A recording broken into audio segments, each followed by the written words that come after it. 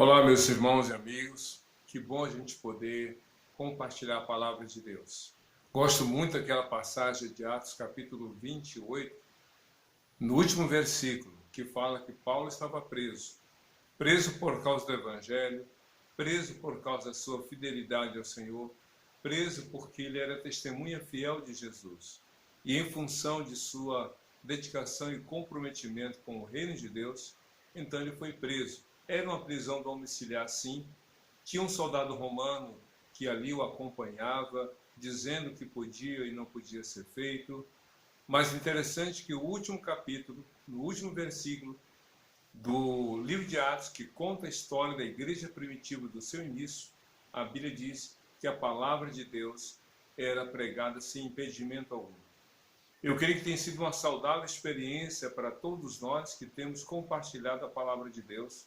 Saber que não só eu aqui, mas inúmeras pessoas, pastores, líderes diversos e pessoas que talvez nunca tivessem um púlpito à sua disposição ou que tivessem a responsabilidade de constantemente comunicar a palavra, essas pessoas têm sido despertadas, têm sido convocadas, têm sido chamadas pelo Senhor para comunicar a palavra dele. Isso é maravilhoso, porque a palavra é uma só, Deus é um só, mas são vários os pregadores, pregadoras da sua palavra. O que importa, portanto, é que essa palavra seja compartilhada e que essa palavra chegue ao seu coração e faça diferença em sua vida por meio da sua dedicação e empenho em lê-la, ouvi-la e, sobretudo, crer nela e colocar em prática. Pois bem, nós estamos nessa sequência dos Salmos, estudando, meditando, refletindo, e agora estamos no 16º Salmo. Como o tempo passa rápido, já são 16 salmos que estamos neles meditando. E o Salmo 16, como os anteriores que até aqui temos comunicado, compartilhado, tem a sua autoria atribuída ao rei Davi. E é interessante porque Davi foi um dos poucos, se não o único rei, que exerceu o tríplice ministério. Davi foi rei, Davi também foi sacerdote e Davi foi profeta. É interessante isso. Ele foi rei, sacerdote e profeta. Ele exerceu essas três funções dadas por Deus, como que apontando para o tríplice ministério do Senhor Jesus: rei, sacerdote e profeta. Mas como Davi foi aquele que viveu por volta dos 900 anos antes de Cristo, também foi um dos poucos reis que profetizou várias coisas relacionadas ao ministério terreno de Jesus. E no Salmo 16, você e eu vamos ver daqui a pouco, há uma parte desse salmo que é uma declaração profética com respeito ao ministério de Jesus. Mas o salmo começa, como a gente já observa em alguns deles, começa com uma súplica, começa com um pedido ao Senhor. E o pedido é o seguinte: protege-me, ó Deus, pois em ti me refugio. Eu creio que esse é um dos temas recorrentes nos salmos escritos por Davi.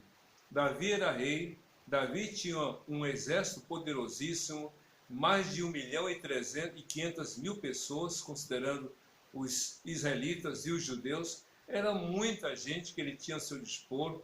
Ele tinha realmente uma experiência de batalhas e guerras. Ele venceu Golias, venceu outros gigantes, derrotou um urso, um leão.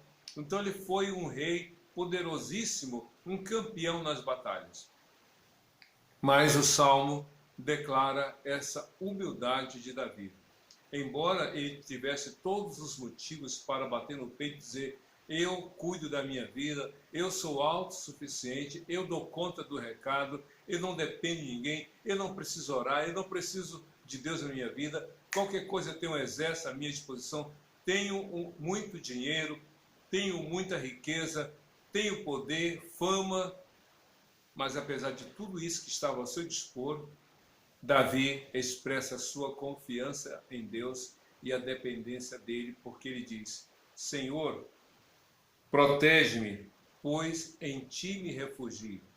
Você pode ter muitas ou poucas coisas.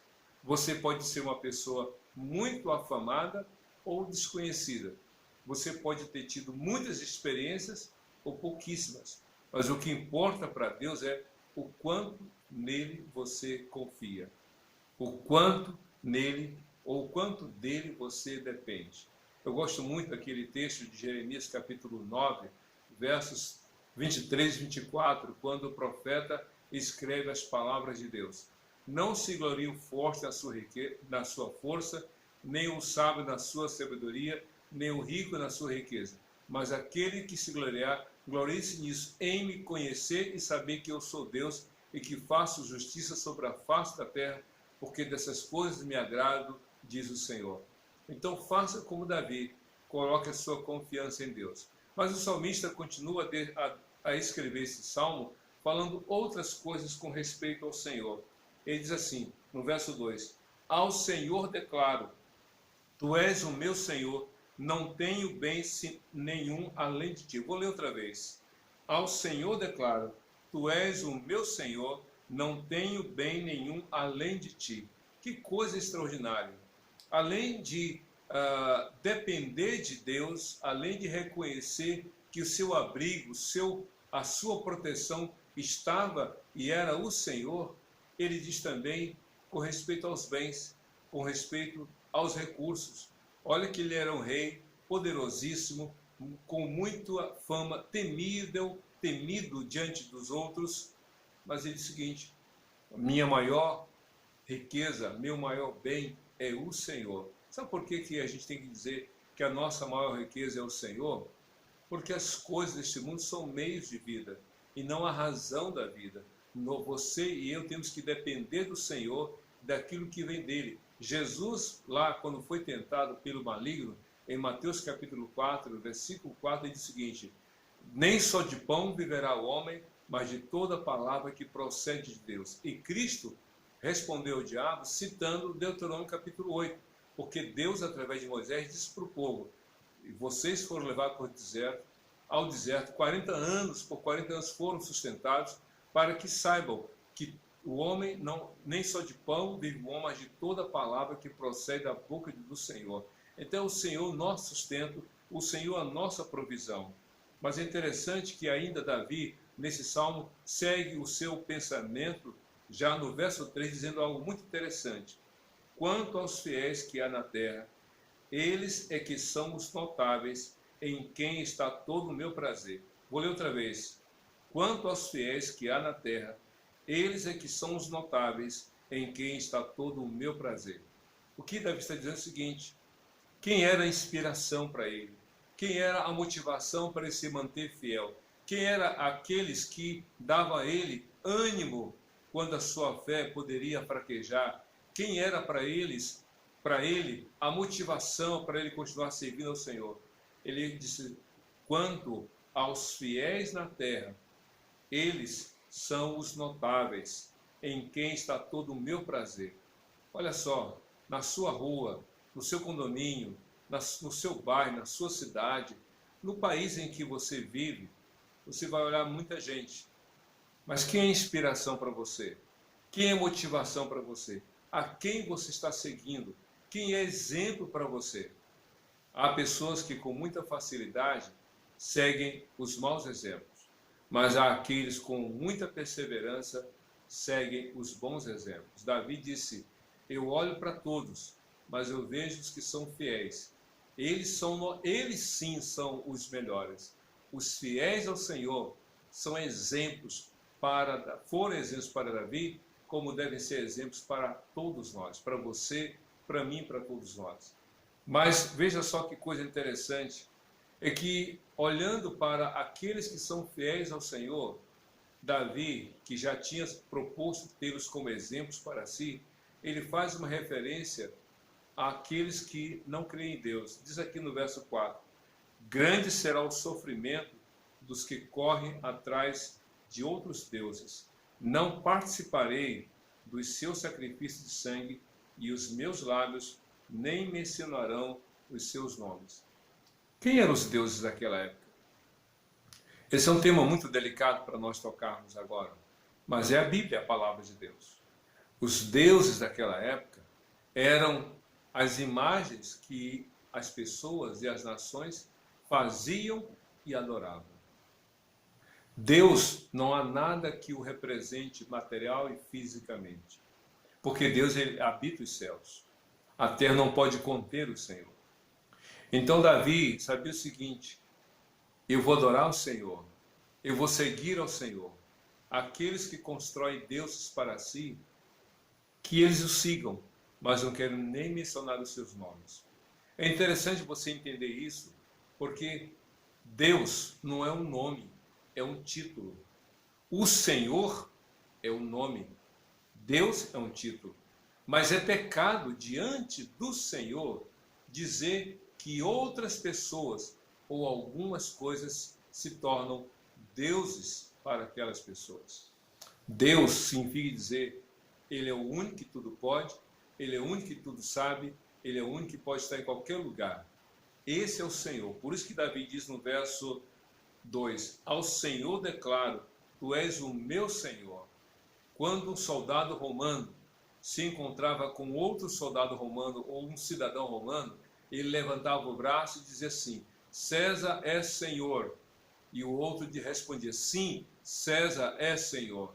Mas quando um soldado romano, um cidadão romano, se encontrava com um cristão, romano ou judeu, quando se encontrava com um cristão, essa pessoa romana, cidadão ou soldado, levantava a sua mão e dizia, César é Senhor.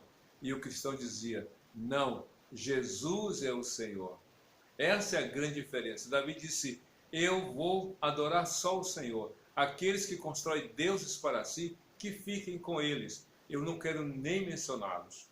Mas interessante é que, em oposição aos que seguem os seus próprios deuses, Davi diz o seguinte, no verso 6, as divisas caíram sobre mim em lugares agradáveis. Tenho uma bela herança. E o que me chama a atenção é no verso 7. Bendirei ao Senhor que me aconselha, na escura noite o meu coração me ensina. Davi diz, Deus é aquele que cuida de mim, dele eu aprendo o que é importante para a minha vida. Deus me ensina pela sua palavra. E aí, meu querido, eu quero colocar para você o verso 8 do Salmo 16, que diz assim, sempre tenho o Senhor diante de mim, com ele à minha direita, não serei abalado. Sabe, ele fala da noite, ele fala do dormir. Lembra do Salmo 4:8? Em paz me deitarei e dormirei, porque só que o Senhor me faz habitar em segurança. Davi dizendo, eu sei que o Senhor está comigo, eu sei que ele me guarda, eu sei que ele me protege. E essa segurança faz com que ele coloque realmente a sua confiança nele. Veja só no verso 5 do Salmo 16. Senhor, tu és a minha porção e o meu cálice. És tu que garantes o meu futuro. Quem é que garante o futuro para você? Ninguém pode garantir. E outra coisa, ninguém pode prever o futuro. Ninguém pode dizer com toda segurança o que vai acontecer no dia seguinte. Por isso é que Davi diz, só o Senhor garante o meu futuro. És tu que garantes o meu futuro. Meu querido, sabemos o que aconteceu algumas horas atrás, sabemos o que aconteceu ontem, antes de ontem, semana passada, mês passado, ano passado, algum tempo atrás. Mas quanto ao futuro, nada podemos dizer a não ser que confiamos em Deus. Confie no Senhor, coloque realmente a sua confiança no Senhor, porque Ele tem o seu futuro nas mãos dele. E eu quero terminar esse salmo, já que é um salmo profético, então, os versos 9 e 10 do Salmo 16, Davi fala a respeito de Jesus, dizendo o seguinte, por isso o meu coração se alegra e no íntimo exulto, pois o meu corpo repousará tranquilo, porque tu não me abandonarás no sepulcro, nem permitirás que o teu santo sofra decomposição. Como assim? Davi está falando da morte, mas não é da morte dele, porque inspirado pelo Espírito Santo, Davi profetizou uma das mais de 40 profecias que tem no Velho Testamento a respeito de Jesus no seu ministério terreno. principalmente.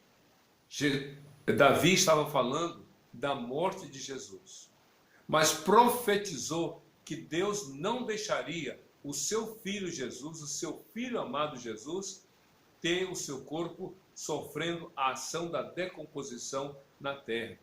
Cristo morreu, foi sepultado, nós comemoramos a Páscoa alguns dias atrás. Ao terceiro dia, ele foi ressuscitado pelo poder do Senhor. 900 anos atrás, ou até mais, Davi profetizou o que iria acontecer com Jesus.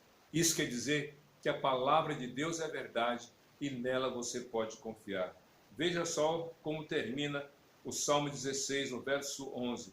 Tu me farás conhecer a vereda da vida, a alegria plena da tua presença, eterno prazer à tua direita. Davi falou da morte, mas falou da vida e falou da ressurreição de Jesus e da vida eterna. São temas relevantes para você, para mim, para todos nós. Então, meu querido, confie em Jesus. Creia que o futuro que você precisa, o bom futuro que você necessita, realmente está nas mãos do Senhor e Ele cuidará de cada detalhe da sua vida se você crê em Jesus, Senhor e Salvador daquele que nele confia. Seja feliz com Jesus, hoje, para sempre. Amém.